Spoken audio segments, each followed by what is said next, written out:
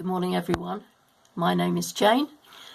This is totally new for me, videoing a thought for the day on my phone.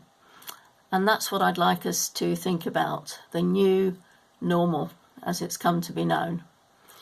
We're in process of crawling out of lockdown and discovering what the new normal might be like. The new normal won't be the same for everyone, but then nor was the old normal.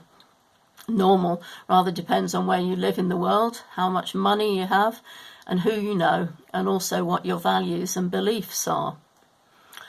Will the new normal be different in any way for those who follow Jesus? Will local churches start a new normal as we come out of lockdown? And what new normal do you want for yourselves, your families, your community, your church?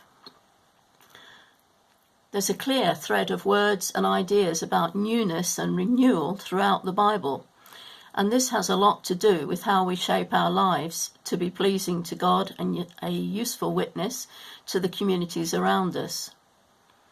In the last book of the Bible, where Jesus is revealing his plans to create a new heaven and a new earth, he declares, "I am making everything new."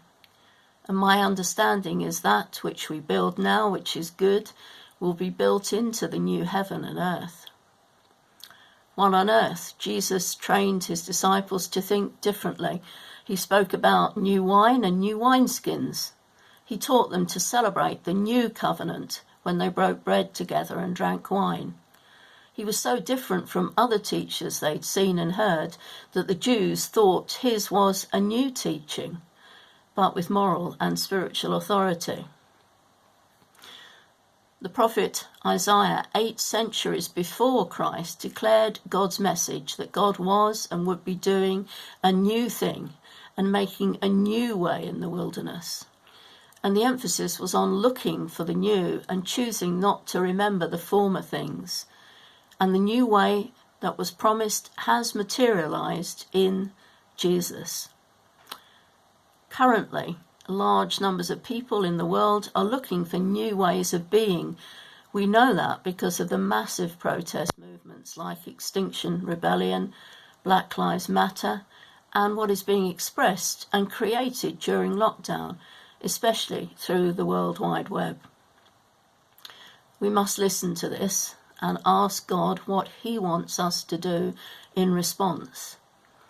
This is something new in our age, and some have said we are in epoch transition, literally changing from one age to another. Just because something is new doesn't make it good, and just because something is old doesn't make it good. Some people have expressed to me that they just want things to return to what they were. They do not want change because in the old they felt secure because it was familiar. Interestingly and generally, those people who do not want change are those who currently have security and enough power to control their everyday. But strangely, it can also be true that it is the insecure and the frightened who want to go back to the old and known ways and deny what is happening in our midst. Where are you and I in this? Are we ready to help shape the new normal, or are we fearful? If we're reflective and thoughtful people, I expect we have mixed feelings. When we first accept the call to follow Jesus, we're exhorted to live a new life and begin living in the new way. But those who keep on following Jesus, however old or young we are, ongoing change and transformation is the order of the day for us. What makes that less frightening for me is that for every new day I experience God's love in new ways that help me in all the changes. It is also less frightening because there are other people walking the way with me and seeking to live this new life. Also, it's less frightening simply because it is Jesus who is making everything new and making a new heaven and earth.